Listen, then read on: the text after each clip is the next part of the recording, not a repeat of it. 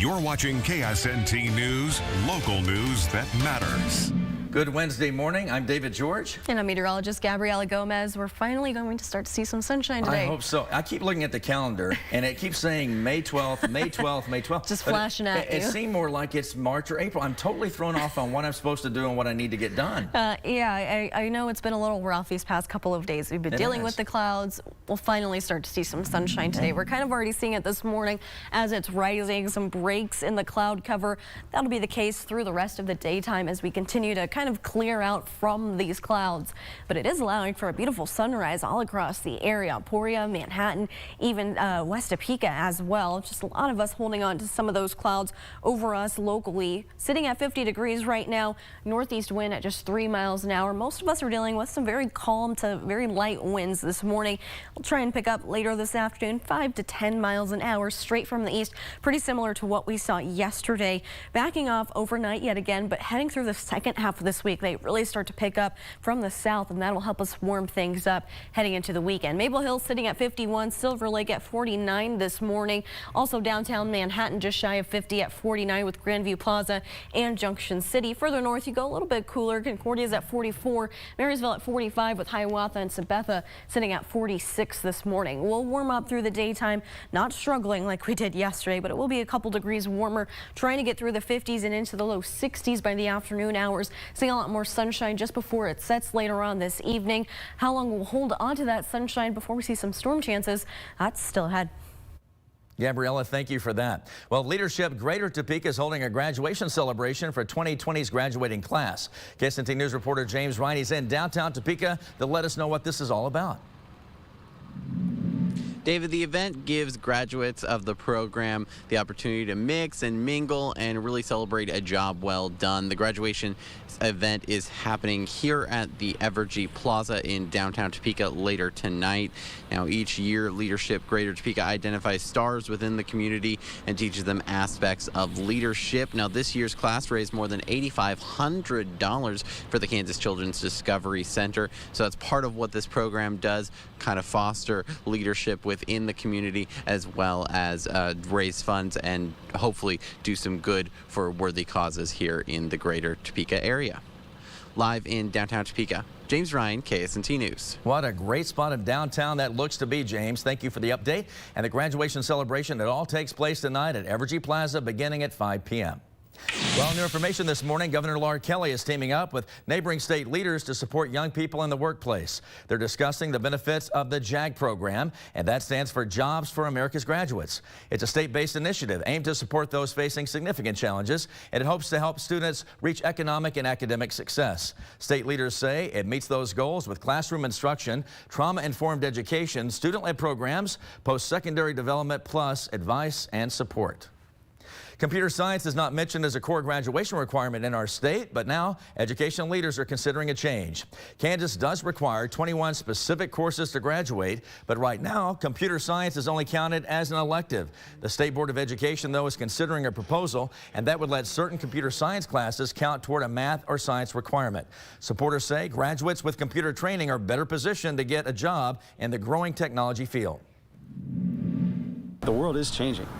And we need to prepare students for not just the world that we live in today, but in the future. I think computer science takes some of the best parts of mathematics and science because it does more than just one. And it makes it very applicable on why you have to learn things.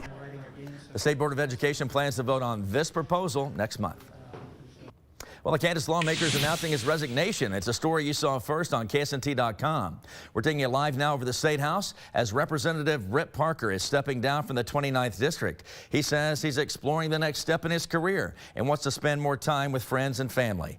Parker was elected to the Kansas House of Representatives after defeating the Republican incumbent back in 2016 and was most recently a ranking minority member on the Health and Human Services Committee. Parker was a proponent of Medicaid expansion, protecting education funding, plus secure and fair elections, among some other campaign promises. Kansas Attorney General Derek Schmidt is joining 39 state attorneys general wanting to cancel Instagram for younger kids. The group wrote a letter urging Facebook chief executive Mark Zuckerberg to abandon the plans to launch this version of Instagram for children ages 13 and younger. The bipartisan letter says that Facebook is apparently, quote, not responding to a need, but instead creating one, as this platform appeals primarily to children who otherwise do not or would not have an Instagram account. Facebook has not responded to this letter. Now we take you to our nation's capital with a live view, where today President Joe Biden will meet with members of the congressional leadership. He and Vice President Harris will meet to discuss policy, areas of mutual agreement, and identify some common ground where they can work together. Some big names in this meeting include Nancy Pelosi, Chuck Schumer, Kevin McCarthy, and also Mitch McConnell. And this will be Biden's first in-person meeting with McCarthy and McConnell since taking office back in January. Well, happening today, division within the Republican Party. It's going to be put on full blast. House Republicans are expecting to oust the highest-ranking Republican woman in Congress from her leadership post, Wyoming Congressman Liz Cheney. She says that she refuses to push a lie that the 2020 presidential election was invalid. DC's Raquel Martin joins us live. Raquel, Cheney's standing and firm in this position despite backlash within her own caucus. Good morning. Good morning, David. That's right. We know Congresswoman Liz Cheney is one of just a handful of Republicans who voted to impeach the former president after the January 6th insurrection. She says his conversation about the election results themselves is what sparked the violence that day, and she's standing by her position. Last night, she took to the House floor and had an unwavering speech. Tonight, I rise to discuss freedom and our constitutional duty to protect it. On the House floor Tuesday, Wyoming Republican Congresswoman Liz Cheney warned her party not to follow the words of former President Donald Trump, who she says is continuing to mislead millions of Americans about the outcome of the 2020 election. This is not about policy. This is not about partisanship. This is about our duty as Americans. Remaining silent and ignoring the lie emboldens the liar. I will not participate in that. Cheney says pushing a message that the 2020 election was stolen is what sparked the deadly January 6th insurrection. The Trump Department of Justice investigated the former president's claims of widespread fraud and found no evidence to support them. The speech comes just hours before House lawmakers are expected to vote to remove Cheney from her number 3 leadership post in the House. House Minority Leader Kevin McCarthy says Republicans want to be a united front. But Illinois Republican Congressman Adam Kinzinger, who voted with Cheney to impeach the former president, says she's doing the right thing. God bless her for having the consistency to tell the truth. Tuesday, Iowa Senator Joni Ernst, the top GOP woman in the Senate, weighed in. House business is the House business. All I'm stating is that if someone has something to say, they should feel okay to say it. Democrats, however, are blasting Republicans. Liz Cheney spoke truth to power, and now they're firing her. House Republicans are expected to have a vote here on Capitol Hill in just a few hours, and they expect it to be a quick one. Cheney will likely be replaced by another Republican woman, Elise Stefanik, out of New York, who is a staunch ally of the former president. For now in Washington, Raquel Martin, back to you. All right, Raquel, thank you so much for that live update from Washington. It really helps out. Staying in D.C. now for new information from the White House, President Joe Biden is highlighting new programs from ride-sharing companies Uber and Lyft to provide some free rides to and from vaccination sites. He says that transportation should be less of a barrier when it comes to getting your shot, so free rides to vaccine clinics will begin on May 24th. The partnership marks the latest in a series of government-encouraged efforts to increase access to vaccines. The president also announced new funding through the Federal Emergency Management Agency for community outreach, and also a new initiative to host federally supported vaccination sites at community colleges. This cloud cover that we're seeing this morning will eventually turn to sunshine later this afternoon, and especially into the daytime tomorrow. Will be pretty quiet for both your Wednesday and Thursday as temperatures continue to warm up through the rest of the work week and into the weekend. Just how much they increase, those details and more coming up. And on the Today Show immediately after this program, an exclusive reveal of this year's NFL kickoff game along with the first Sunday night football game of the season. It comes as the NFL plans to release the full schedule later today in a primetime show on the NFL Network. But you're going to get the information you need on KSNT starting at 7.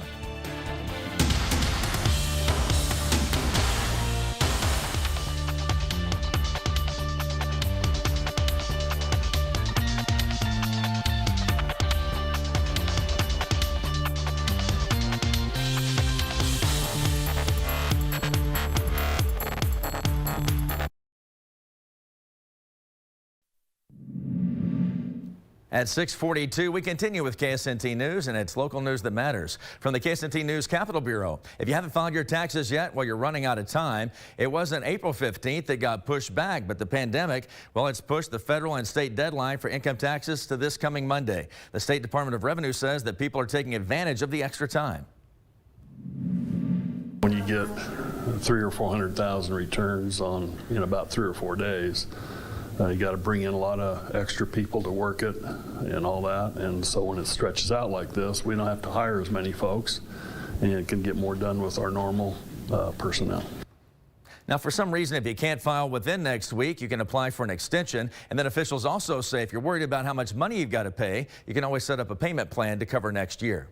And if for some reason you haven't filed your 2017 taxes, well, you don't want to wait on that either, because you've got less than a week on that, because the IRS says this is important. It has $13 million in unclaimed tax refunds for Kansans from that year. So if you didn't file a federal income tax return in 2017, you have until Monday, May 17th to file to get that refund.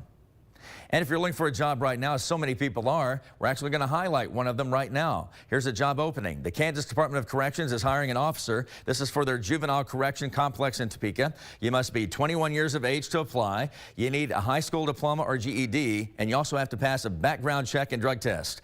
All that you got to do is go to the state's website and apply. Well, we get a driving shot this morning. This is, I believe, our fourth one from James Ryan as he's going from one place to the other in the capital city. He's breaking down a new program to help you afford your internet bill during the pandemic.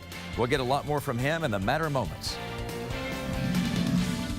A lot more sunshine expected later on today and tomorrow as well. We stay pretty quiet till we head towards the weekend. We'll see our temperatures increase to more seasonable levels, but we keep an eye on some rain and storm chances. When you could hear rumbles of thunder, that's coming up.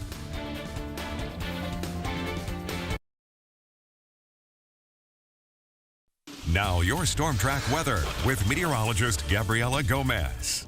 We have a fairly pleasant but cool start to your Wednesday. We'll warm up later on this afternoon as skies start to clear out. We'll get some breaks in the cloud cover later this afternoon and evening. Temperatures increasing through the rest of the week into the weekend, but we keep an eye on some storm chances that could last for a couple of days, maybe Friday, Saturday, and Sunday, that we're definitely going to keep an eye on. Mostly cloudy skies for Emporia, central Topeka as well, but we've seen some clearing off in the distance. That's allowed for a beautiful sunrise all across the area. 50 degrees right now in Topeka. Have a northeast wind at just 3 miles an hour. At least the eastern half of the state dealing with some seasonable temperatures. Further west you go, significantly cooler. Hays and Dodge City sitting at 37, Goodland at 34 this morning. Locally, a lot of us holding on to either just barely 50 degrees or slightly below it. Emporia and Burlington right around that 50-degree mark. Manhattan at 50 on the dot. Marysville down to 43. We'll warm up a few degrees warmer than what we saw yesterday. Starting to see a bit more sunshine later this afternoon as we try and get into those low 60s and winds slightly pick up from the east. Temperatures continue to increase through the rest of the week. Some low to mid 70s for tomorrow afternoon. That's about average for May standards. Heading into Friday, we'll try and get those 70s to make a comeback. We could see a little bit of some cooling. It really depends on the cloud cover and those rain chances that we'll see to close out the work week. Not too much activity right now. Backscatter from radar. Otherwise, those clouds already starting to kind of wind down in size and break apart early this morning. Could see a few more throughout the daytime. Maybe some isolated showers for our western counties right around the lunch hour. Finally getting a break from the clouds, clearing overnight into early tomorrow. Won't be completely clear. We'll get some passing clouds here and there, maybe a brief shower just clipping our northern counties. Then we head Thursday overnight into Friday. Some more scattered shower and thunderstorm chances, especially into daybreak on Friday. Just some rumbles of thunder. That moves on through. We get a little bit of some breaking with the clouds, but eventually those start to move back in, heading towards Saturday and Sunday as we keep an eye on some storm chances throughout the course of the weekend. 70s for Thursday and Friday as well. Our overnight lows start to get back into those 50s. Could see another chilly night for tomorrow morning. Otherwise, those storm chances Saturday and Sunday, mid 70s for Saturday, getting close to 80 on Sunday. May not quite make it, but we'll try. It really depends on those rain and storm chances. Heading into early next week, we get a little bit of a break from the rain and temperatures stay a little bit more consistent in those middle to upper 70s. I'm Erin LaRoe. Coming up at 7 on Fox 43 AM Live, we're taking a closer look at a new type of home security system using AI to spot potential issues with virtual guards ready to intervene 24/7. Join us for that story and more in just a few minutes on Fox 43 KTMJ. And we want to announce our Morning Coffee Club winner. Congratulations to Matt. You can expect a rain gauge courtesy of Kansas 811 and a KSNT News coffee mug. If you haven't signed up for the Morning Club, you can still do so. Just go to ksnt.com.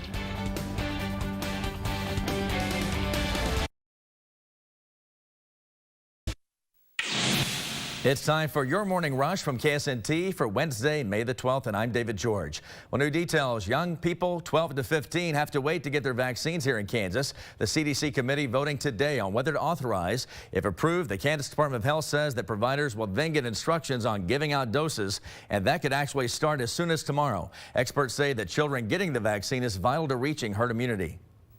Also new this morning, some clinical trials are even reaching kids as young as 5 years of age. 5-year-old Latchlin and 7-year-old Callum, well, they say they see their participation as a way to protect themselves and others.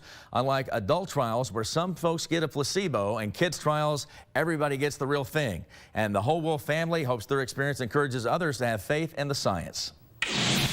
Live now to the White House for new information. President Joe Biden says that ride-sharing companies Uber and Lyft will provide free rides to and from vaccination sites beginning on May 24th. The president says that transportation should be less of a barrier. He also announced new funding for the community outreach programs and an initiative to host vaccination sites at community colleges. Today, the president will also meet with members of congressional leadership, and they're discussing policy, areas of mutual agreement, and to identify common ground on where they can work together. And this is going to be Biden's first in-person meeting with Kevin McCarthy and Mitch McConnell since taking office back in January.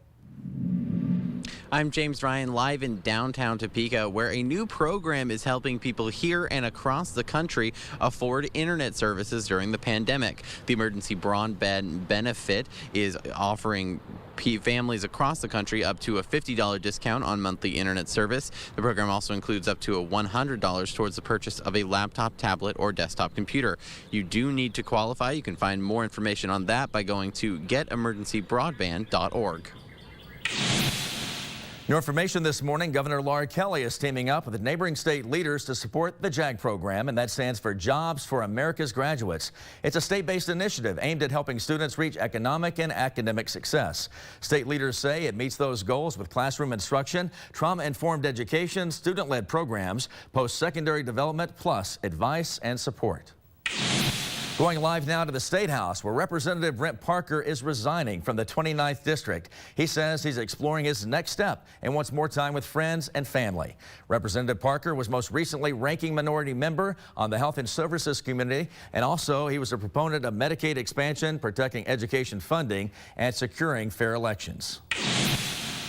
New information coming in. Emergency crews are looking into a partially collapsed building in McPherson.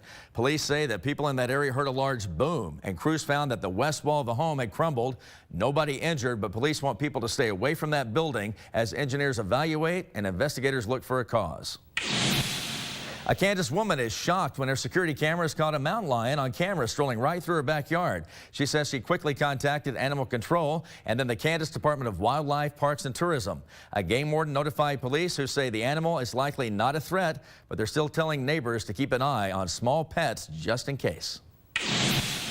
New information to us, Children's Mercy Park is back at full capacity starting May 29th. This is huge for all soccer fans. Sporting KC says that masks will not be required, but they are highly encouraged.